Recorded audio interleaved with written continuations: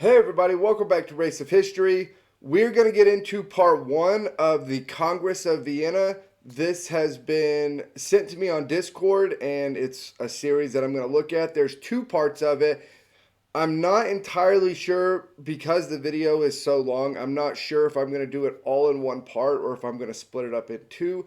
Um, Either way, the recording itself will all be done in one sitting. Just for you guys, I don't know if I'm going to break it up into two or not. So I'm not sure exactly how you'll see this, if you'll see it as a part one of one, or, if I'll just do part one and then part two the way that they have it. But we're going to start today and go ahead and get into it. This is the Congress of Vienna, and I'm specifically kind of looking at Alexander the First and seeing kind of, how he does. So let's get into it.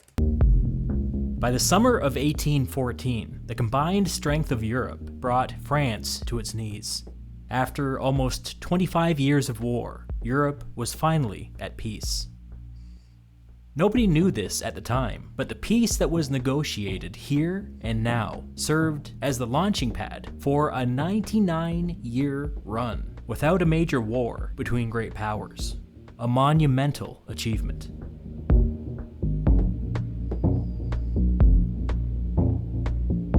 After hostilities ceased, the immediate problem was that nobody quite knew what the world looked like anymore. The preliminary peace agreement that ended the war in 1814 restored international borders as they had existed in 1792, with some slight modifications.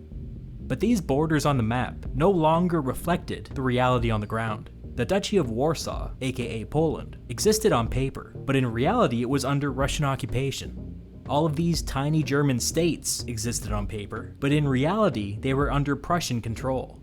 France existed on paper, but in reality it was under the joint occupation of the Russians, the Austrians, the Prussians, and the British. All that being said, by the summer of 1814, the Treaty of Paris had been signed. The 1792 borders had been temporarily thrown back into place, and the war was over, at least for now. The urgent task at hand was to take this hyper-volatile international system and transform it into something more stable. Most people recognized that the 1792 borders were no good in the long run, because those borders had led directly to almost 25 years of war. The prevailing mood among the victors was that a well-balanced international system was necessary, one that could resist the kind of reckless expansionism that the French Revolution had unleashed upon the world. But before we talk about the new system that was created at this time, let's first discuss the five great powers as they existed in 1814. This whole period of instability began with the French Revolution, so let's start with France. Defeated, under enemy occupation, but nevertheless, still a great power.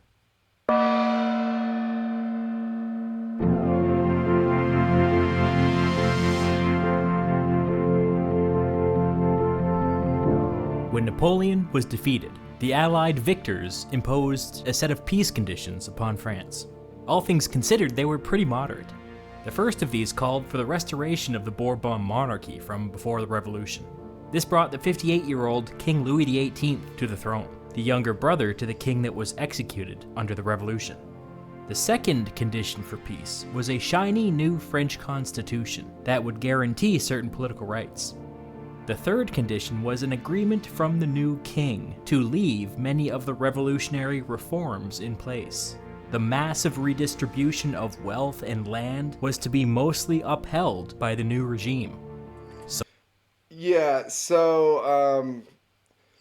Essentially what you have happening here is you have the French people who are more or less sick and tired of the monarchy and the way that the entire system is set up. Obviously, France had the three estates, and the peasants in France just carried everything, right?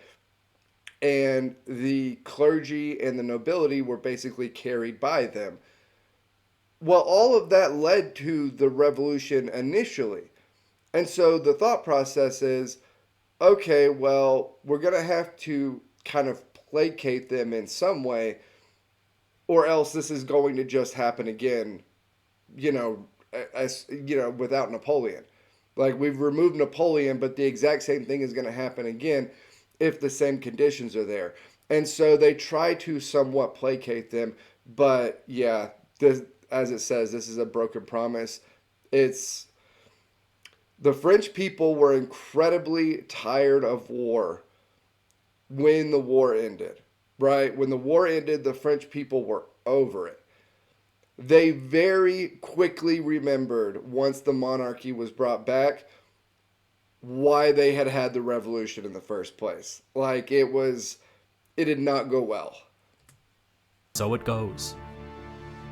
The old French aristocracy were allowed to safely return to the country, but they were a shadow of their former selves, and never again rose to the dominant political position that they had enjoyed in the 18th century. The restoration of the Bourbon king was intended to make the conservatives happy. The new constitution was intended to make the moderate liberals happy. The preservation of the Republican reforms was intended to make the revolutionaries happy.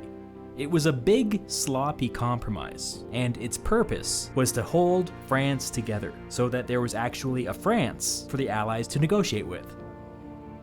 Despite its recent defeat, France remained a heavyweight on the continent. They were the second most populous country in Europe, and still controlled the most potent military force in the world. So long as those facts remained true, France would remain a great power. With that in mind, France's objective going into the upcoming peace negotiations was, to the extent possible, minimize any future French concessions or territorial losses. Many European leaders understood that France would need to opt in to any new international system if there was to be lasting peace. Others were simply out for blood. France's job for the immediate future would be to keep the wolves at bay.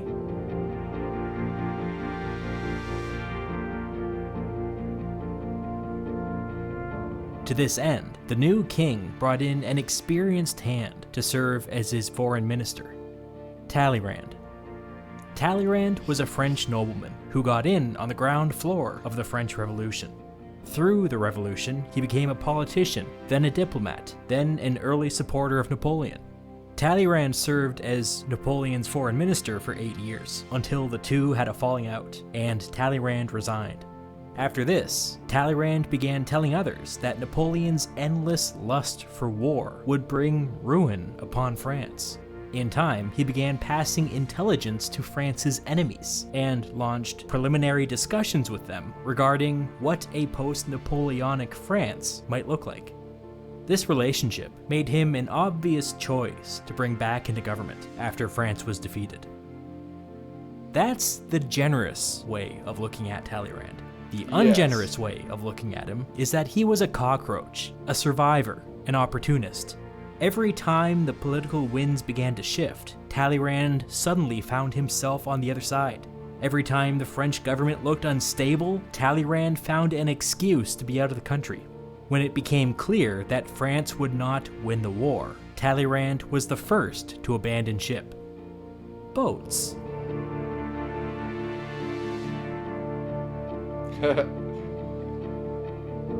But no matter what you think of him, Talleyrand became the most powerful person in the French government after the fall of Napoleon. And yes, I am including the king when I say that. His great task as foreign minister would be to keep the wolves at bay and reintegrate France back into the international order as a You see here a lot of what you saw at the end of World War I with the Treaty of Versailles, right? You see this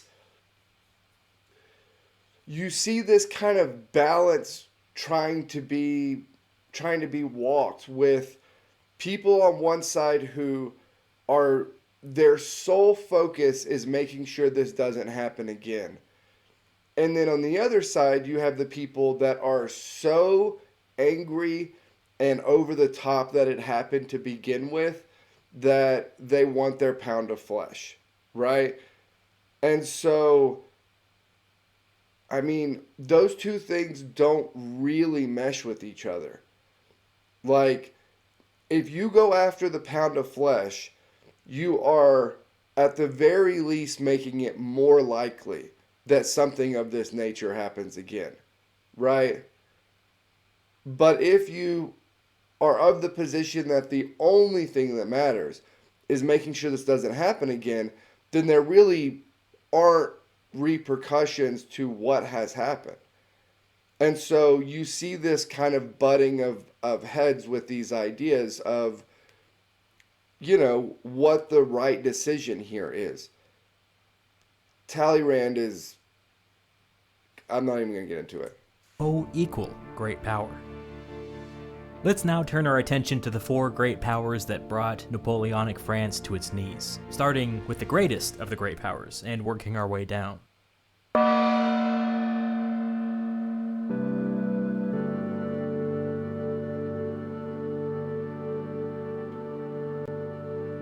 As always, the historian Eric Hobsbawm puts it better than I ever could. Britain, quote, had by 1815 gained the most complete victory of any power in the entire history of the world, having emerged from 20 years of war against France as the only industrialized economy, the only naval power, and virtually the only colonial power in the world. The thing that made Britain the greatest of the great powers was the Royal Navy. Sometimes people talk about strategic depth, which is the idea that during wartime, you want the lines of battle drawn as far from your major population centers as possible. In 1815, Britain's strategic depth extended to all the world's oceans and beyond. No country has ever been safer from invasion. The moment of Britain's great victory was also a moment of great uncertainty for the British monarchy. George III was king and was unable to enjoy Britain's newfound prosperity. I'm not sure I totally agree with that. That no country was ever safer from invasion than Britain in the Napoleonic Wars. I don't know. What do all of you think about that? Napoleon wanted to invade. That in and of itself makes you at least somewhat in danger of being invaded. The fact that a major power wants to invade you. I don't know. What do y'all think? George probably suffered from a number of genetic disorders, as well as other things, like bipolar disorder and dementia. At times, it was quite bad. He was in constant physical pain and suffered from hallucinations, delusions, and memory loss. He was occasionally coherent, but not often, and not for long. In 1811, at the height of the war, the British Parliament transferred the powers of the monarchy to the king's 48-year-old son, which made him the Prince Regent. Within a few years, the king was no longer presentable enough to appear in public.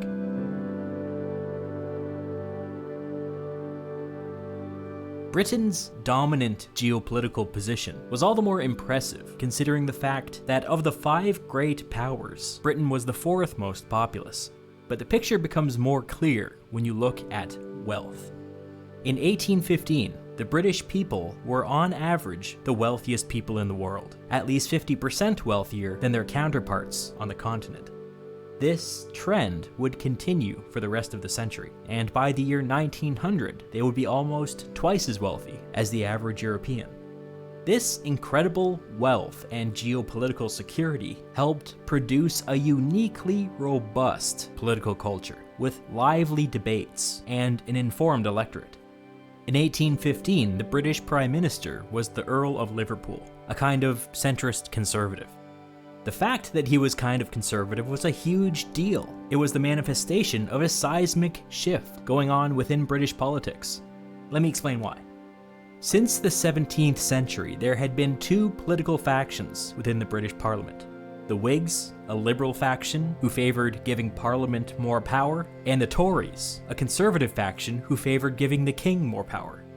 England in the 17th century was utterly consumed by the power struggle between these 2 factions. They even fought a civil war over it. Over the course of this struggle, England swung wildly between having an authoritarian king and no king at all, sending one to the grave and another into exile. By the end of the 17th century, the question was settled. The Whigs won. Parliament became the supreme political authority in England, and the monarchy began to fade into the background. This brought about a really strange period in British politics, something that will never happen again. For more than 100 years, every British Prime Minister was a Whig. This period is sometimes called the Whig supremacy or the Whig domination, sometimes even the Whig oligarchy. I like the term Whig oligarchy because it gets at one of the key political truths of this period. I described the Whigs as the faction of Parliament, but it might be more accurate to describe them as the faction of modernity and industrialization. This meant that Whig political power emanated from cities and business and capital, while Tory political power emanated from aristocratic landowners and the countryside. At the time, the Whig modernist and pro-business worldview called for free trade and religious toleration, alongside a slow and steady expansion of political rights. The Whigs had a general distaste for slavery in all its forms, even while they continued to participate in the business of slavery. So for more than 100 years, the Whigs dominated British politics, and for the first 50 or 60 years, there were basically no close elections. The Whigs routinely won 300 to 400 seats in Parliament, and the other factions were lucky to break 100.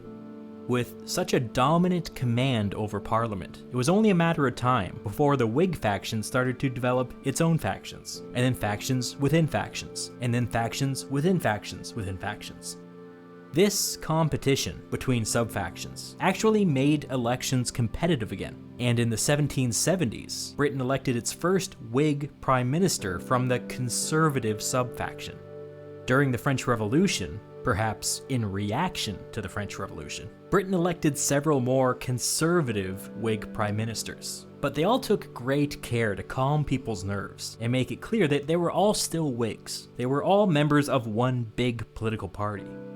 One was brave enough to brand himself as an independent Whig, whatever that means, but nobody dared go any further. So by 1814, Lord Liverpool, another conservative Whig, was Prime Minister. But he was in an impossible situation. His conservative Whig majority in Parliament was modest, and his sub-faction seemed to be falling apart. 4 men were asked to form a government before him, and all 4 failed to hold the coalition together. The only reason Liverpool was able to get the job done was because although he was a conservative Whig, he was on the liberal end of the conservative Whig spectrum. I spoke of factions within factions within factions before. I was not joking. As soon as peace was announced, protests started popping up all over England calling for bread or blood. One publication at the time wrote that, quote, all the triumphant sensations of national glory seem almost obliterated by general depression. Change was in the air. It was not a good time to be a conservative politician in Britain. In fact, it seemed entirely possible that the conservative Whig moment was simply a reaction to the French Revolution, and with peace, the liberal Whig natural order may just reassert itself.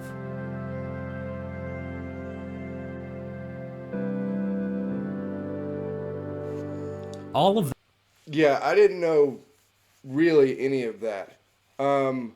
I knew the Whigs were a dominant party in Britain at the time period. I didn't realize they were that dominant at all.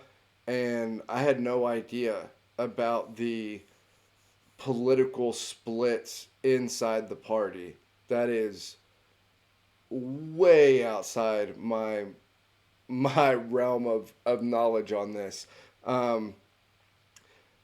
But it made, like, the French Revolution, like, the powder keg was in France, but, you know, France is kind of notorious for that.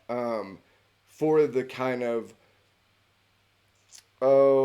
strikes and revolutionaries and that sort of thing. But this was a time where a lot of the world was moving towards a lot more kind of liberal ideas of how states should be run, who should hold the power, what taxes should look like. I mean, there's a really big shift happening not just in France, but all over the place. And so the fact that it's happening in Britain too makes total sense, right? I mean, why would it skip them? Especially, especially with the amount of money that they have coming in and out of the country.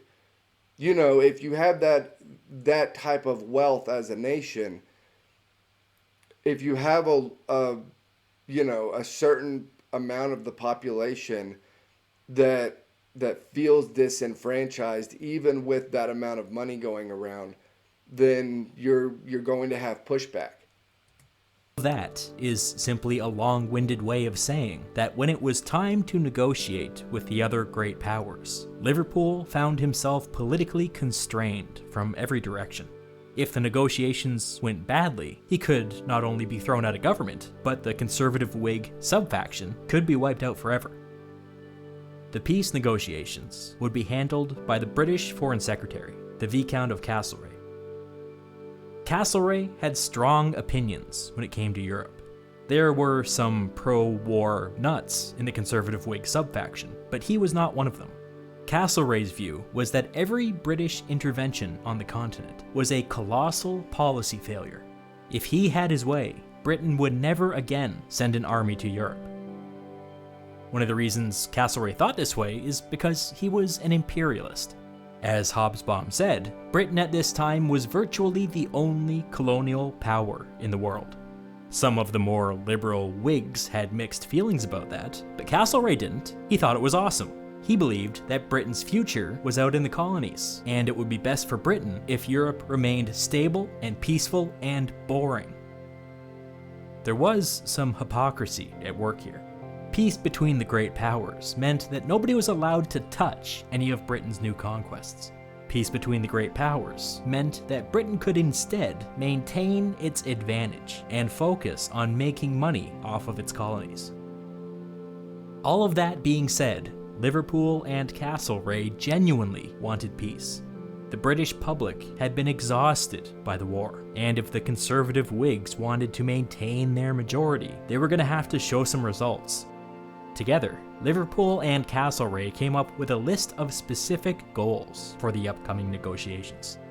The most important item was that they wanted the Netherlands reformed and strengthened on the English Channel. Two reasons for this. First, they wanted an ally on the continent to break up any consolidation along the coast. Second, this was historically a natural path for French expansion, and going forward, the British wanted to cut that off. Along these same lines, they also wanted the French out of Spain, and Spain restored to its previous borders under its previous monarch. Castlereagh also had instructions to make sure that the new peace deal would keep Italy free from French influence. Historically, every time the French started messing around with Italy, it meant that France was becoming way too powerful. No more. Going forward, Italy would be a red line. Castlereagh had other goals as well, but the big ones were all about containing France. Before the peace negotiations began, Castlereagh back-channeled his list of priorities to both Austria and Prussia, and got from them an unofficial thumbs up. At least two of the other great powers wouldn't oppose any of Britain's big-ticket items, and France wasn't exactly in a place to put up much of a fight. The only remaining unknown going into the negotiations was Russia. Nobody quite knew what they wanted or what their intentions were. They want it all.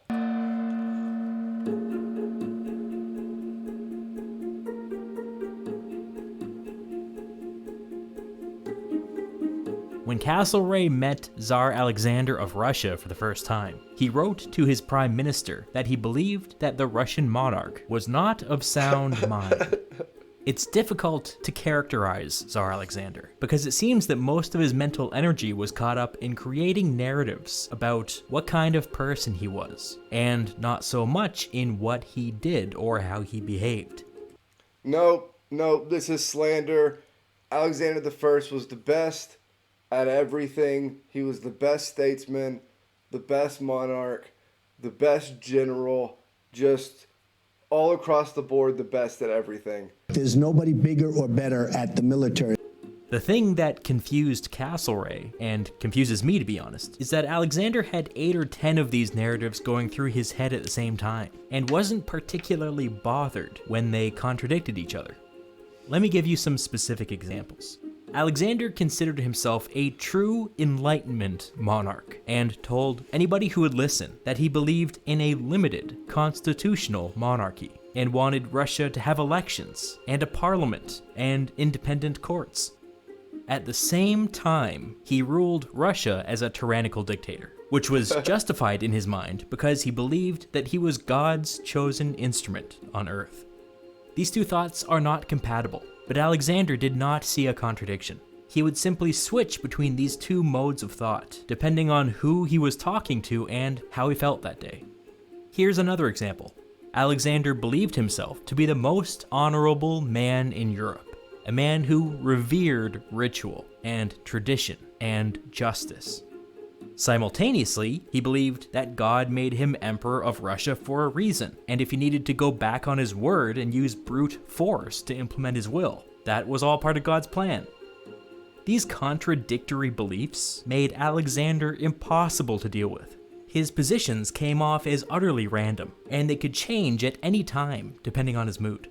He was unpredictable and unreliable and incomprehensible, particularly bad traits for a diplomat. So naturally, Alexander selected himself to represent Russia at the post-war peace conference. Sure.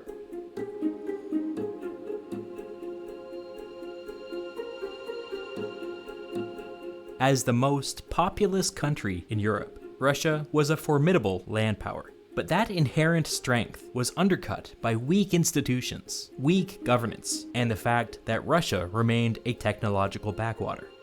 This backwardness had always been a source of immense insecurity for Russian monarchs, but by 1814, all that insecurity was gone. Russia had just done the impossible and defeated Napoleon. At least, in their own imagination, that's what happened. The truth is a little more complicated. Years of careful diplomacy had laid the groundwork for a coordinated attack against the French, and Napoleon's disastrous invasion of Russia was simply the catalyst. Had Napoleon been successful in Russia, the rest of Europe's great powers would have just waited for the next opportunity. But when No. Alexander the First was for sure chosen by God to lead Russia in a fight on their own, without anybody else's help, to defeat France and Napoleon. That was why he was there, as the merciful and just tyrannical dictator of the empire. He was there specifically to lead Russia, to beat Napoleon, and that was God's will. Alexander the First is seriously like the best like historical figure ever to read and watch about, because he's just so on a different plane than everybody else that it's kind of hilarious. When the French started losing to Russia, most of Europe sprang into action.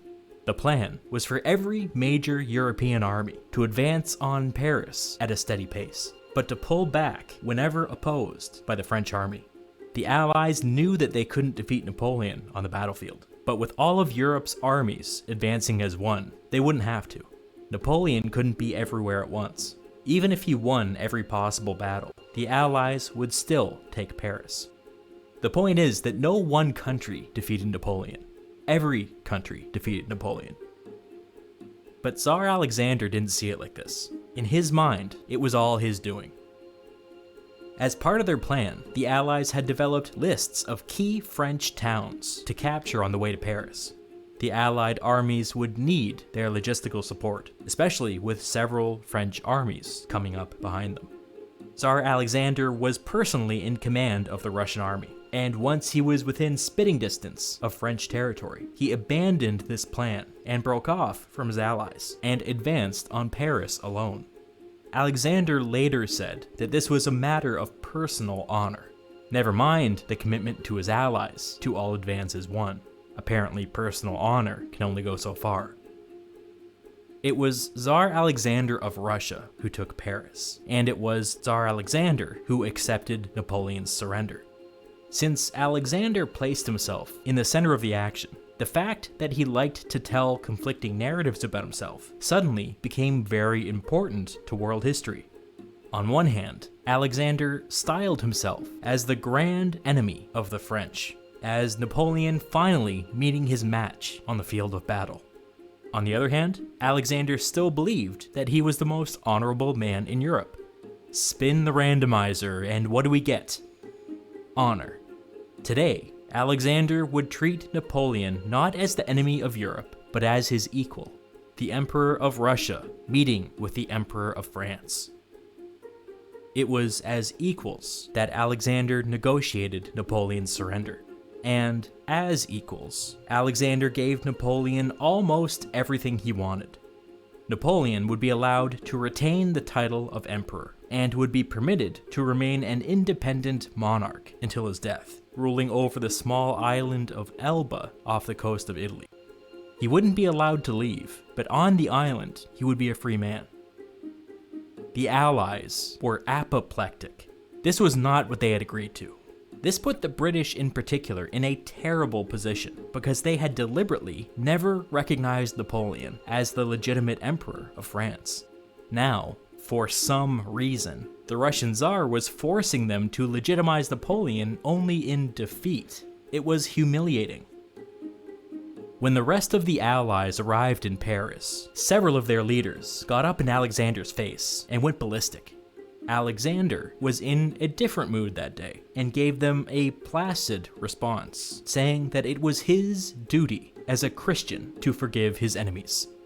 This is what made Alexander impossible to deal with. Today, he was saying that Napoleon had to remain an emperor for religious reasons. Yesterday, it was because of honor and tradition. Tomorrow, who knows?